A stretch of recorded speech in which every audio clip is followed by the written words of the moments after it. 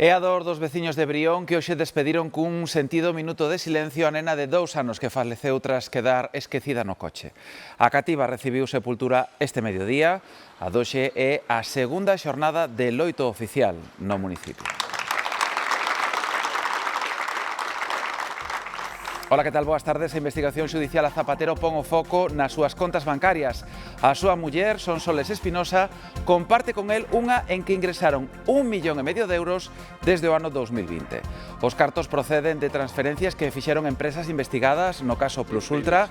Ademais, a policía atopou no despacho do expresidente unha caixa forte oculta. O avogado de Zapatero abriuna cando os axentes ameazaron con destruíla. España reforza o gasto militar a chegar a 50 millóns de euros a compra de armamento estadounidense para a defensa de Ucraína. España ha comprometido 50 millones de euros nuevos extras al mecanismo PUR para garantizar la defensa ucraniana. A anulación do Rexistro Estatal de Vivendas Turísticas abre a porta a reclamar compensacións económicas. Milleiros de propietarios estudan agora a pedir que lles devolvan a taxa que pagaron. Para iso será fundamental ter as facturas. Moitísimas demandas, moitísimas accións judiciais intentando recuperar o que era deles. Era digamos, unha regulación que foi errónea desde o principio. E miren agora como ardeu este camión no porto de Ribeira.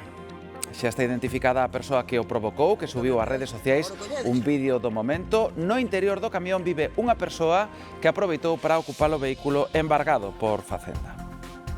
Galicia presume do Camiño de Santiago nas Canarias. Promociona o Xacobeo 2027 a 6 meses do Ano Santo cunha ruta que atravesa as illas. Trátase do Camiño de Santiago de Gran Canaria, o máis antigo fora do continente europeo. Non estamos no verán, pero parece a calor foi tropical esta noite e en Pontevedra agárdanse, por exemplo, para hoxe 30 graus. Son moitos os que acoden ás praias, aínda que ollo ca auga está a 17 graus. En nos deportes hoxe falou Claudio Giraldez, estamos na previa do partido decisivo do sábado ante o Sevilla. Se o Celta puntúa, estará na Europa League. Tenemos un partido delante que tenemos que ganar, que es jugar Europa League o Conference, que queremos jugar Europa League, que es quedar sextos. El año pasado quedamos séptimos. No tempo hai activos varios avisos en Ourense por altas temperaturas e en Lugo por treboadas. Ademais, o po africano vai condicionar a calidade do aire.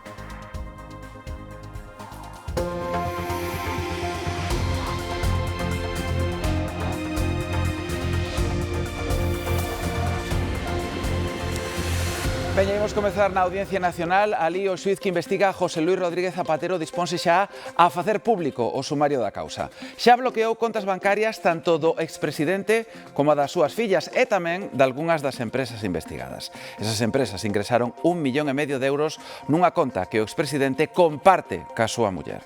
Os cartos proceden de transferencias que fixeron empresas investigadas no caso Plus Ultra. Os axentes da UDEF seguen analizando toda a información incautada nos rexistros do martes, incluídos o móvil da secretaria de Zapatero e o contido dunha caixa forte que abriron no seu despacho.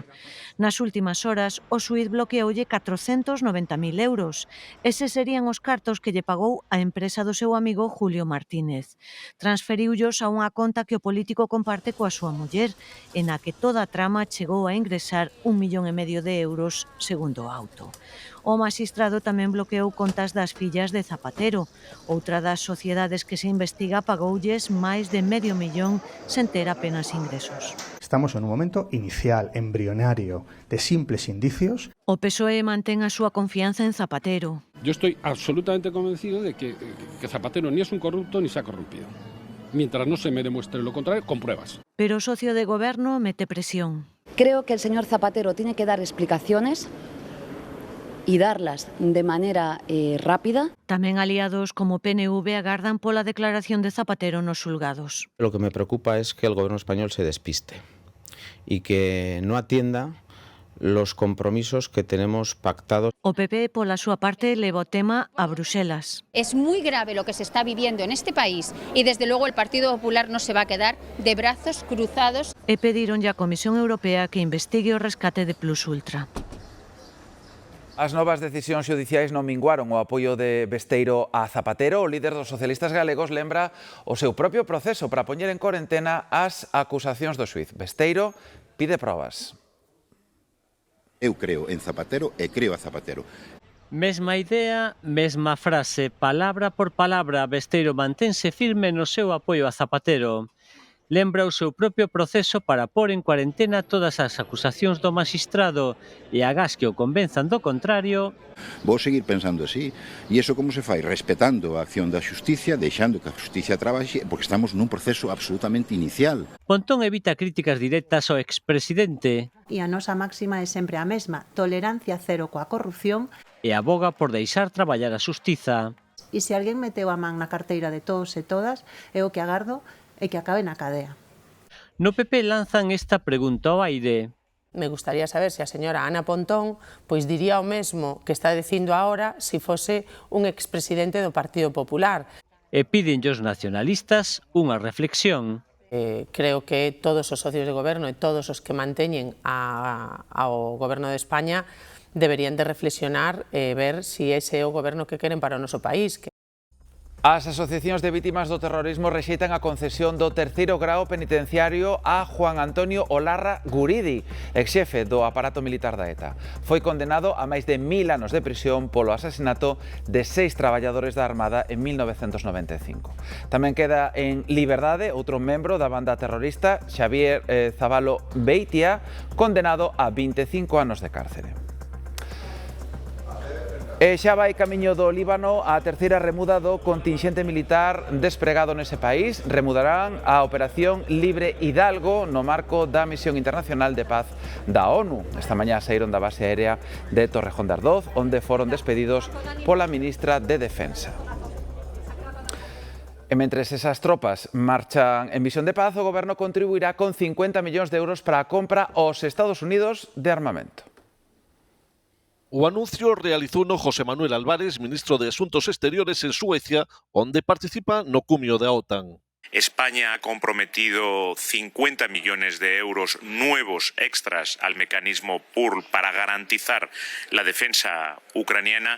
Fixo antes de lembrar que España é un socio fiable case ao mesmo tempo de que o secretario xeral da OTAN, Mark Rutte, fixera un chamamento aos Estados membros para que realicen unha maior contribución á defensa de Ucraína. What I want to achieve is that the burden is more evenly spread. That there is more burden sharing here, because at the moment it is only 6 or 7 allies who are doing the heavy lifting. Unha mensaxe que soa tirón de orellas aos Estados membros máis reticentes a aumentar o gasto militar e que serve tamén para que coa compra de armamento aos Estados Unidos contenten a administración de Donald Trump. Os países da OTAN xeográficamente máis próximos a Rusia ven reforzada a súa seguridade tras o anuncio dos Estados Unidos de enviar finalmente 5.000 soldados a Polonia. Argemino Barro. Efectivamente, o presidente Donald Trump xustificou esta decisión pola súa boa sintonía co presidente de Polonia, conservador Karol Nawrocki, que ele apoiou en campaña. Este despregamento de tropas de rotación reverte a disposición da semana pasada do Pentágono, que suspendeu o envío de 4.000 soldados a Polonia, aducindo que a OTAN non apoia o suficiente aos Estados Unidos. Washington tamén comunicou recentemente o retiro militar parcial de Alemanha. Polonia é o corredor logístico principal para mandar axuda a Ucraína e está en primeira liña da loita contra a sabotaxe rusa. O Fondo Monetario Internacional pídelle a España que elimine as rebaixas fiscais á enerxía. Son as medidas que aprobou o Goberno Central para paliar os efectos da guerra de Irán e que axudaron a conter a suba dos carburantes e da luz. No FMI alertan sobre o elevado custo para as arcas públicas e din que só deberían manterse se empeora moito o escenario económico e sempre limitadas aos colectivos máis vulnerables. Ben, no Goberno xa responderon, din que as medidas están sendo moi eficaces para conter os prezos e que agora, cando rematen en xuño, decidirán se mantelas ou non en función da inflación. Veremos con respecto a las medidas cuál es la situación cuando tengamos que tomar la decisión de renovarlas. Sabe que están en vigor hasta finales de junio. Lo que es importante señalar también, y pensando en la inflación, es el impacto que han tenido ya de responder, en este caso, aliviando el impacto sobre los combustibles, sobre el precio de los combustibles para los españoles. Carlos Cuerpo fixo estas declaracións á súa chegada ao Eurogrupo. O ministro de Economía defendeu gastar máis para estimular o crecemento. María Calvo. Sí, así é, o vicepresidente e ministro de Economía asegurou hoxe en Nicosia nesa reunión do Eurogrupo que Europa necesita gastar máis, investir máis para manter o crecemento e reforzar a autonomía enerxética. Carlos Cuerpo pediu tamén que se adapten as regras fiscais porque di que non ten sentido reclamar un maior investimento en renovables, electrificación ou redes eléctricas e ao mesmo tempo manter límites de gasto demasiado estritos, pero pola contra, dende a Comisión Europea seguen apostando por unha disciplina fiscal, malia que algúns países como a España reclaman esa flexibilidade para afrontar, din, novos retos enerxéticos e tamén xeopolíticos. Ademais, Cuerpo tamén asegurou que España está afrontando esta crise pola guerra en Irán, desde unha posición moito máis sólida, cun crecemento por riba da eurozona e ademais reducindo o déficit. A compra do grupo galego Puentes por parte da corporación chinesa CRBC está pendente da análise da Comisión Nacional dos Mercados e da Competencia, que debe autorizar a operación. A compañía chinesa xa era propietaria dende hai 6 anos do 66% da empresa galega. Agora merca a parte que aínda retiña a familia Otero.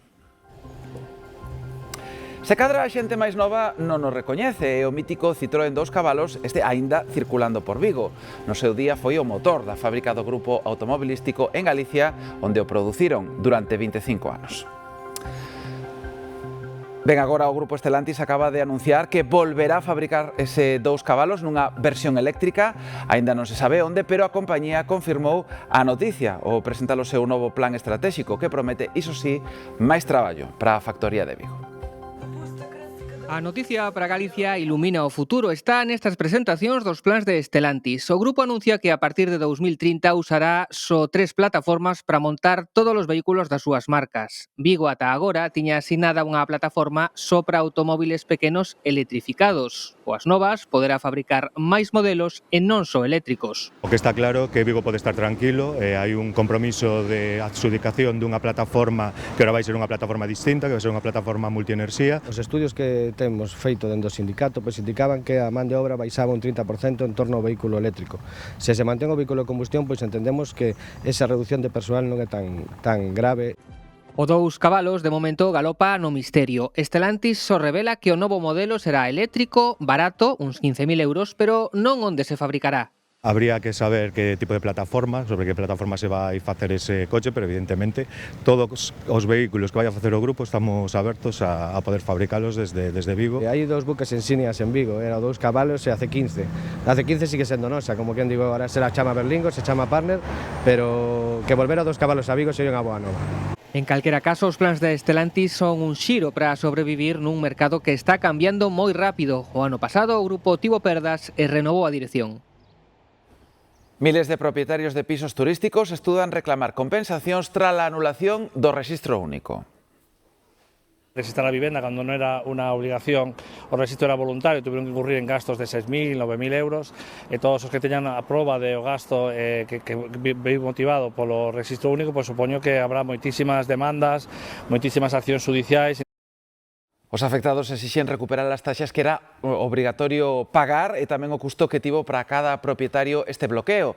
Os expertos advirten de que a necesidade de achegar as facturas pode limitar o éxito das reclamacións. Foi unha das medidas clave do Goberno pro control das vivendas turísticas. Agora o Tribunal Supremo anula o Rexistro Único en que debían inscribirse os alugueiros de curta duración e aclara que é unha competencia das comunidades autónomas. Dende o Executivo advirten. Ellos que levantan la mano para decir yo soy competente, lo que tienen que resultar ahora es resolutivos. Es decir, espero que las comunidades autónomas que han recurrido a este registro y el buen hacer del Colegio de Registradores de España, que colaboraba con el Ministerio de Vivienda, tengan preparado todos los canales para detectar todos los pisos turísticos que incumplen las normativas. Un trámite para os alugueiros turísticos que en Galicia ven funcionando dende hai 10 anos. E aí están todos os datos e todas as especificacións que teñen estes establecementos turísticos, polo que nós desde o primeiro momento veíamos unha invasión de competencias que agora o Tribunal Supremo ven de concluir. A partir de agora, as plataformas digitais non poderán exixirlles aos propietarios o número de rexistro estatal, aínda que sí deberán seguir compartindo os datos de reservas e da propiedade. Os afectados estudan agora a reclamación de danos. Moitísimas accións judiciais intentando recuperar o que era deles. Era digamos, unha regulación que foi errónea desde o principio. Esta anulación non afecta o control veciñal das vivendas, seguirá sendo unha obriga contar co aval expreso da comunidade de propietarios.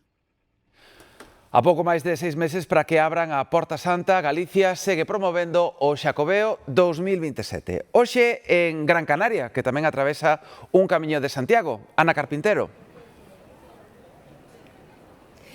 Chámanlle a ruta entre volcáns e aínda que bastante descoñecido o Camiño de Santiago de Gran Canaria, que atravesa a illa de sur a noroeste, é o máis antigo fora do continente europeo e tamén o único onde os peregrinos reciben a mesma indulxencia que no ano xubilar compostelano grazas a unha bula papal. Da promoción dos Camiños de Santiago ás vésperas do Xacobeo 27 van falar Alfonso Rueda e o vicepresidente do Goberno das Canarias nun almorzo sobre estas rutas. Os dous participaron tamén nunha ofrenda na Igrexa de Santiago dos Realejos en Tenerife. Nesta visita institucional ás Illas Canarias, o presidente da Xunta está tamén mantendo encontros coa colectividade galega.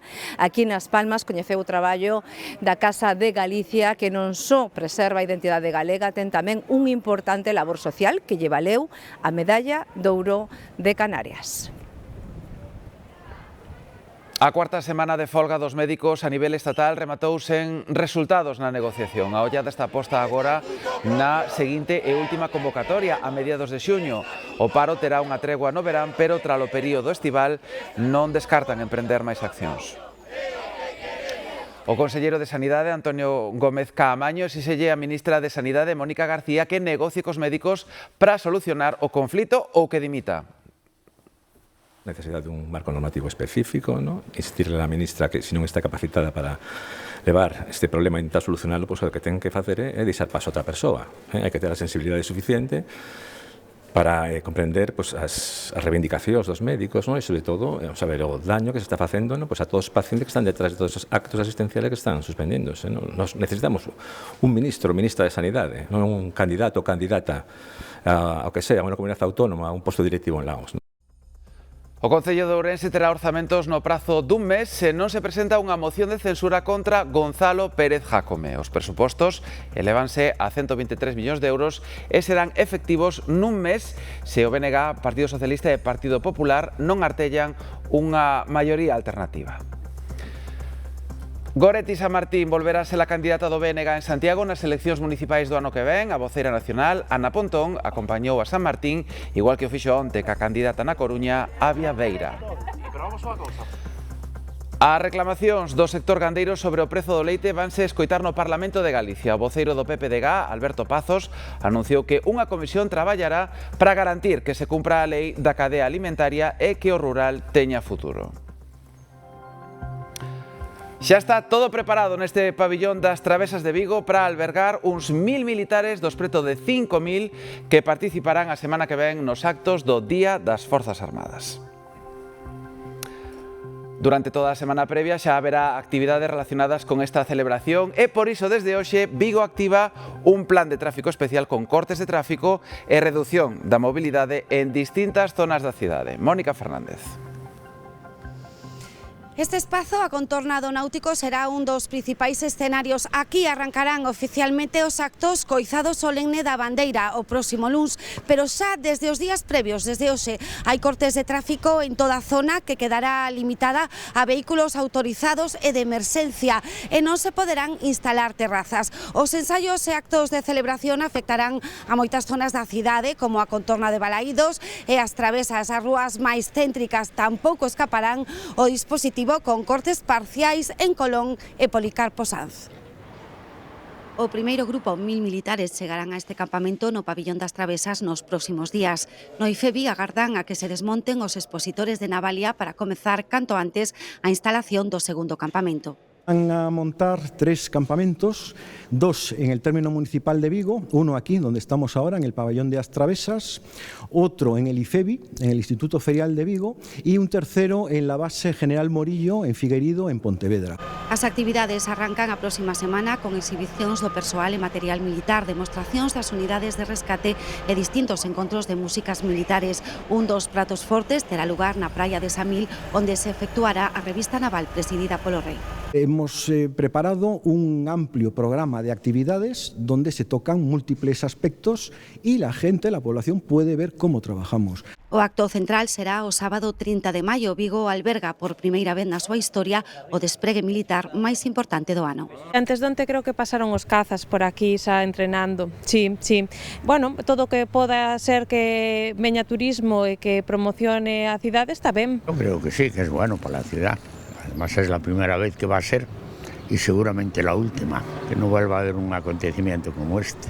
Desde este venres hai restriccións na mobilidade e cortes de tráfico en distintas rúas da cidade polos actos de celebración.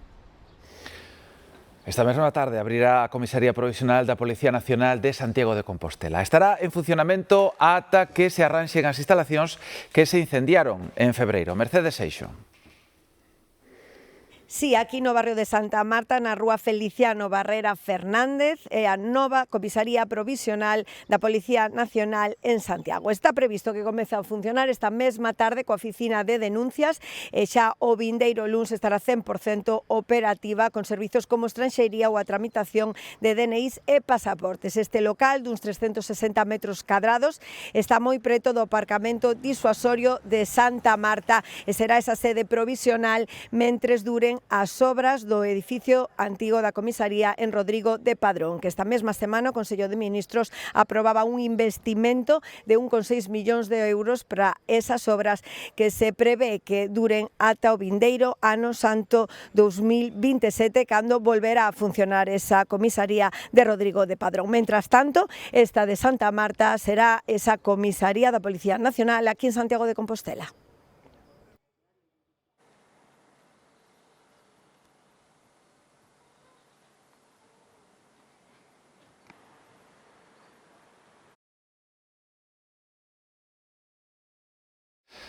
Así, en silencio total, mostraban a súa solidariedade os veciños de Brión ca familia da nena de 2 anos que morreu dentro dun coche. No segundo día de loito oficial, a vila segue conmocionada. Demetrio Morenza.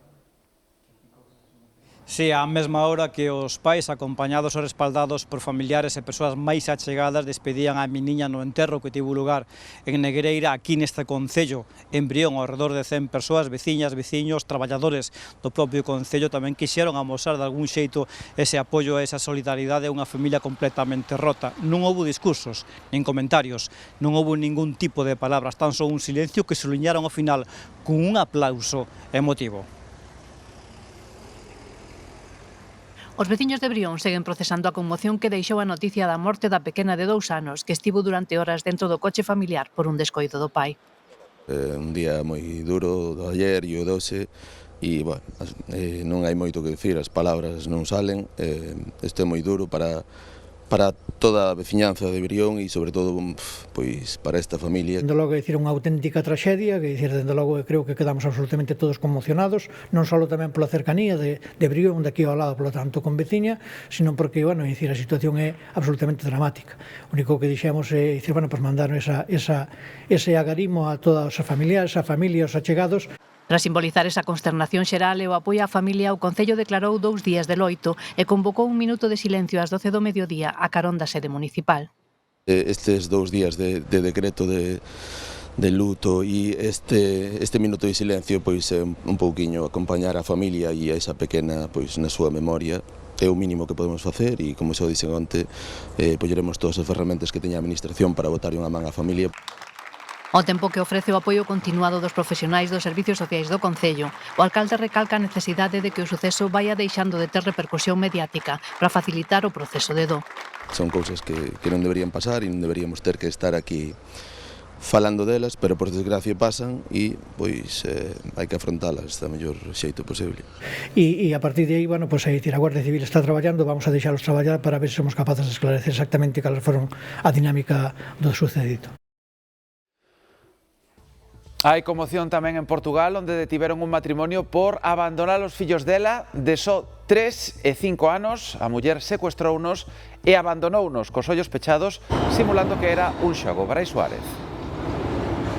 Sí, un caso que impresiona tanto a Portugal como a Francia, os dous países implicados. Hai 10 días que as autoridades galas pescudaban o paradoiro de Saharí e Bartelemí, dous nenos de 3 e 5 anos que apareceron na tarde do mércores nunha estrada do sur de Portugal, completamente sós, chorando e cunha mochila con roupa, froita e auga. Foran abandonados unhas horas antes pola nai sen antecedentes e polo padrasto cun historial de violencia doméstica, que foron tamén detidos a última hora de onte, xa a 200 kilómetros dos rapaces, despois de que a policía dera con eles en sistemas de videovigilancia.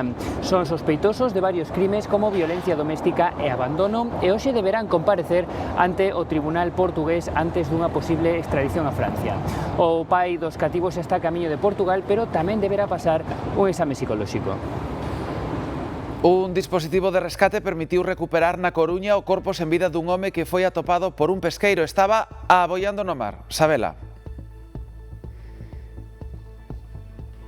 Esta embarcación, a río Xallas, da Garda Civil, foi a encargada de trasladar ata aquí, ata onde nos estamos, ata o Porto de Oza, na Coruña, os restos mortais dese home. Esta lancha e outras tamén gardacostas participaron nese dispositivo de recuperación dese corpo, pero o dispositivo en sí mesmo rematou, pero a investigación continúa porque agora hai que saber que foi exactamente o que aconteceu. De momento, o que se sabe que apareceu o corpo sen vida dun home en torno ás 10:30 da mañá nunha zona aproximadamente situada a 1 milla da Torre de Hércules de aquí da Coruña. Ese corpo aboiando foi localizado, avistado por un pesqueiro que estaba faenando nesa área sobre iso 9:30, 10 da mañá. Chamaron a gardacostas, a Garda Civil despregouse ese dispositivo de salvamento e dicimos, agora están analizando que foi o que puido suceder para que ese home aparecera aboiando e sen vida no mar. Hoxe retomáronse as declaracións no xulgado no caso da morte de Francisca Bárcenas en Hornachos, en Badaxoz. Os irmáns dos dous detidos ratificaron a súa versión inicial e insistiron en que só un deles foi o autor do crime. Tras a declaración dos irmáns dos dous detidos e dunha cuñada, a instrución do caso ten aínda un longo percorrido por diante. O próximo 18 de xuño haberá máis testemuños ante o xuiz, que podería solicitar ademais novas probas periciais e forenses. Por exemplo, a reconstrucción dos feitos, na que tería que participar voluntariamente o menor dos dous irmáns detidos, Julián, que confesou o crime ante o xuiz o pasado 14 de marzo. Tendría que prestar su colaboración para hacer una reconstrucción que pudiera arrojar luz y además que fuera compatible también con su situación de investigado por un delito gravísimo de asesinato y de detención ilegal.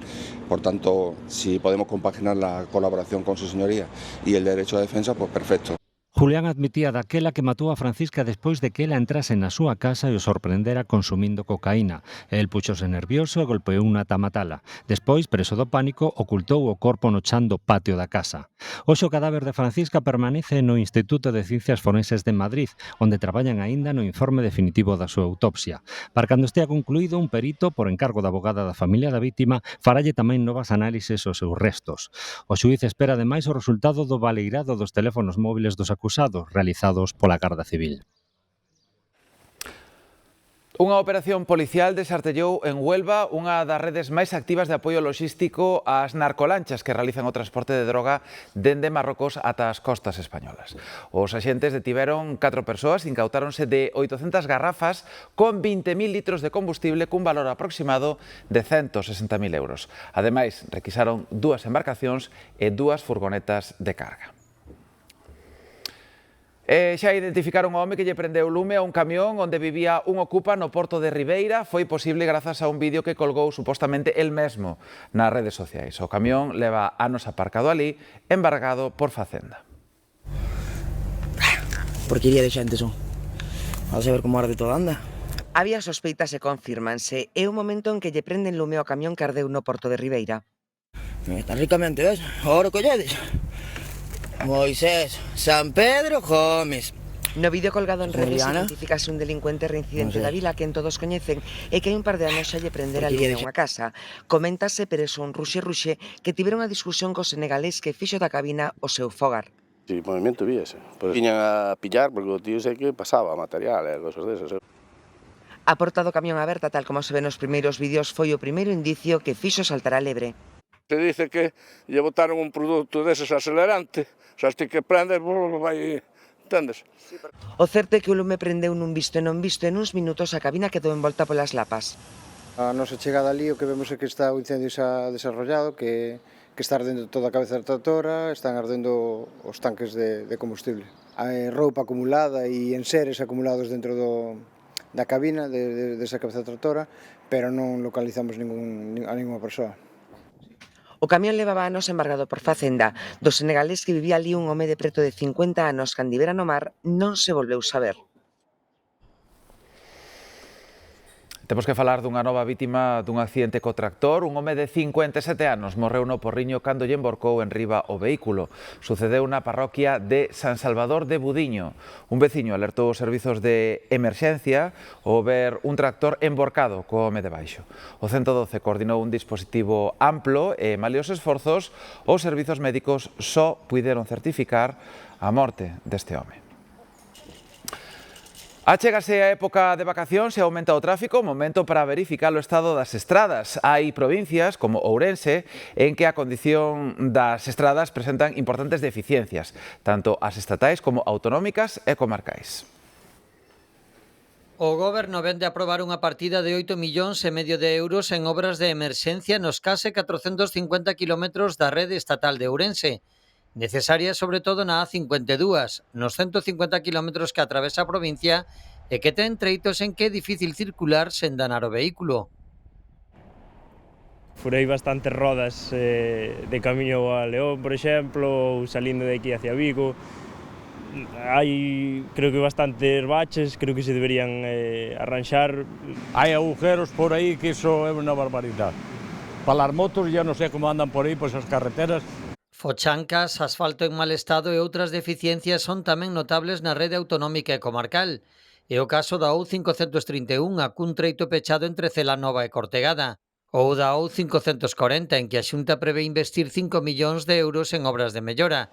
Na rede secundaria son visibles aínda os danos causados polos temporais do inverno. Aí están deixadas, moi deixadas, tanto da Diputación como dos axuntamentos que as pistas que lle corresponden aos axuntamentos. Mais ben falta de mantenimento, creo eu, porque estarán feitas para o tráfico, digo, non? A maioría están de obra, están traballando para que sean mellor, pero máis ou menos, se chegai.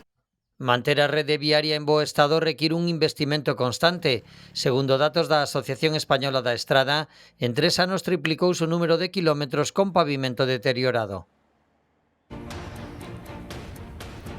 En Vigo, en A Coruña, a emoción co fútbol está polas nubes. A Coruña tinguiuse de branquiazul. Hai bandeiras nos balcóns, nos farois e ata nos toldos dos bares. Locen estes días as cores do Deportivo, que o domingo pode regresar á Primeira División 8 temporadas despois. E en Vigo, mentres, só se fala de dúas cousas, de Europa e de Iago Aspas. Home, tiña que ser a tope, ademais. El dá outra claridade ao vestuario e a xente toda. Me alegro moito de que renovara. 8 anos leva agardando o Deportivismo o regreso do seu equipo á elite. A 48 horas da cita en Valladolid, a Coruña respira ilusión. Gañar asegura o ascenso. Animando.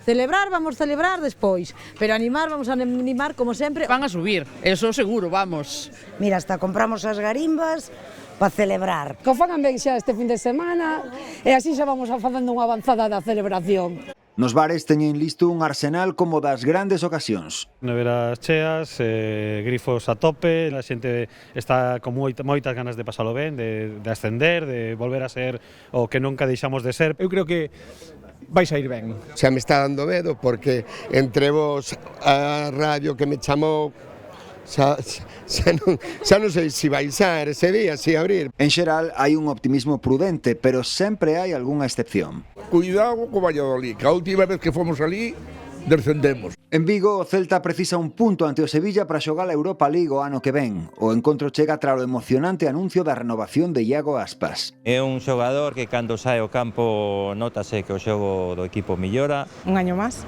pois a ver se nos dá alegrías. Estupendo, que xogue fútbol, que se divirta, que disfrute. Se queda aquí para jubilarse desde aquí. Y es nuestro ídolo y vai. A galega volcarase esta fin de semana cos nosos equipos. Esta canle ten preparados senllos programas especiais ao remate dos partidos do Celta e do Deportivo. Hoxe é festivo en Vilagarcía de Arousa. Celebran o Día Grande das Festas de Santa Rita, unha das romarías con máis tradición de Galicia. Desde primeira hora da mañá, centos de devotos congregáronse para honrar a patroa das causas imposibles. Cirios, flores e longas ringleiras para entrar no convento de Vistalegre. Hoxe é o Día de Santa Rita e toca facer peticións á patroa dos imposibles.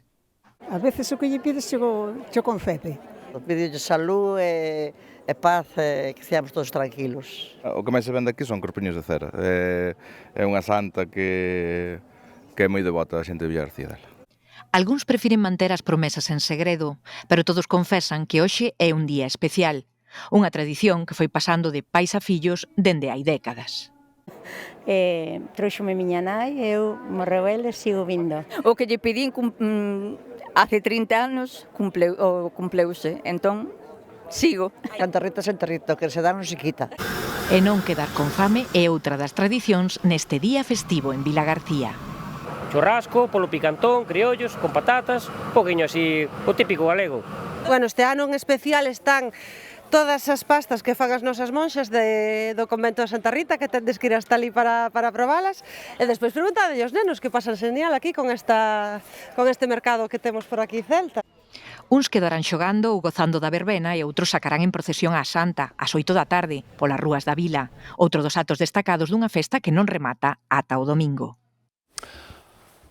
Pois vaya sorpresa para un gandeiro do concello ourensán do Irixo. Coincidindo co Día de Santa Rita, naceronlle 4 cabritos nun só parto. Está tan contento que xa lles puxo o nome da santa a 2 crías, Rita e Margarita. Hola, a ver como andan eses pequechos.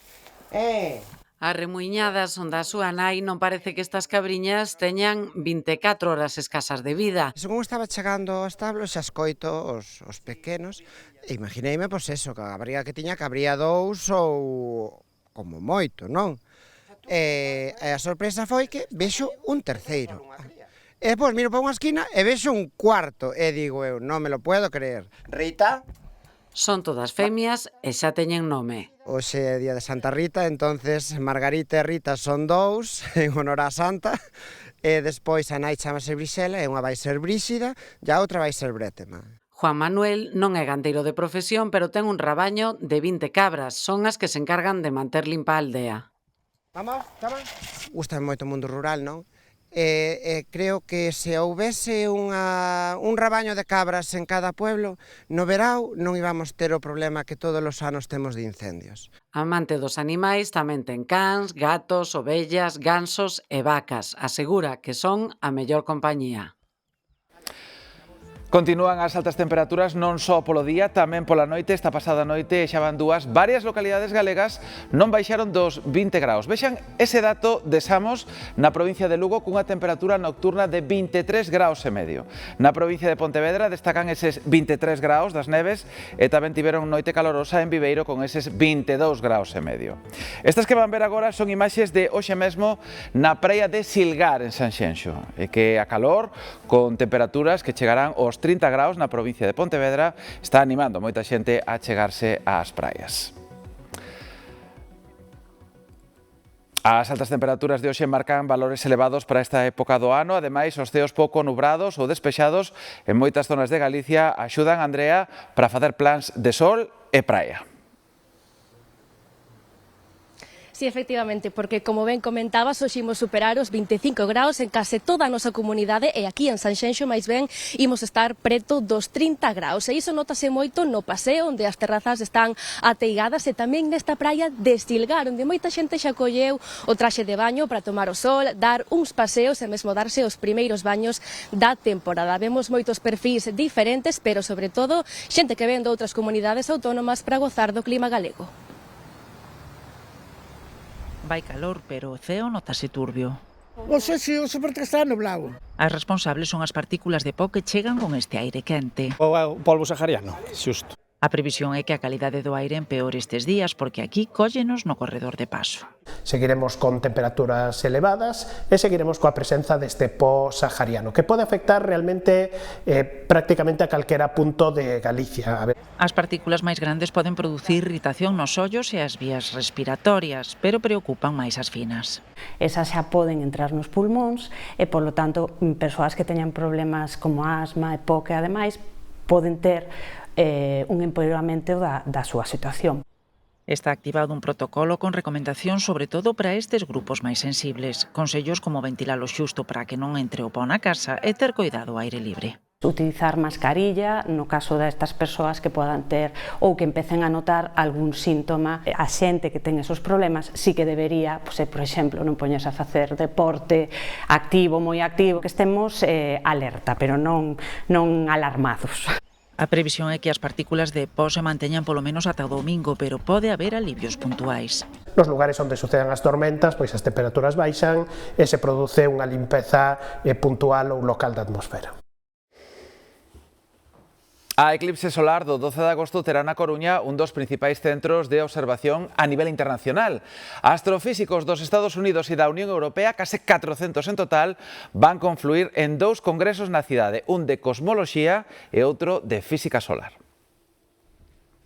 Ver ferver o plasma na superficie do Sol ou entender como funciona o magnetismo nas estrelas. De desenvolver software, algoritmos de machine learning para estudar a cromosfera do Sol. Para, por exemplo, poder predicir tormentas solares. Os investigadores deste grupo do CITIC acollerán en agosto, cadrando coa eclipse, o Congreso de Heliofísica. Aquí estudan tamén os datos do satélite Gaia sobre a Vía Láctea. Un satélite que está cartografiando la Vía Láctea en mucho detalle.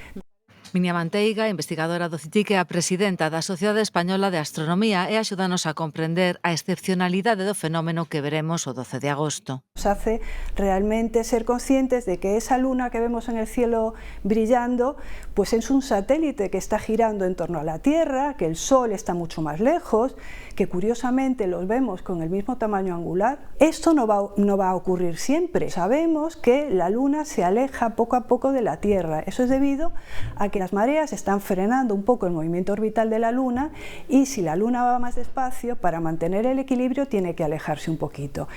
Dentro de moitísimos anos non poderá tapar o Sol totalmente. De momento, baixo a sombra da que teremos o 12 de agosto, 300 astrofísicos de Estados Unidos e Europa celebrarán na Coruña un Congreso Mundial de Cosmoloxía. Nada menos que 16 millóns de euros pagou un coleccionista anónimo polo óleo do artista Banksy titulado Nena e Globo sobre paisaxe encontrada. A nena apareceu pintada por primeira vez nunha rúa de Londres en 2002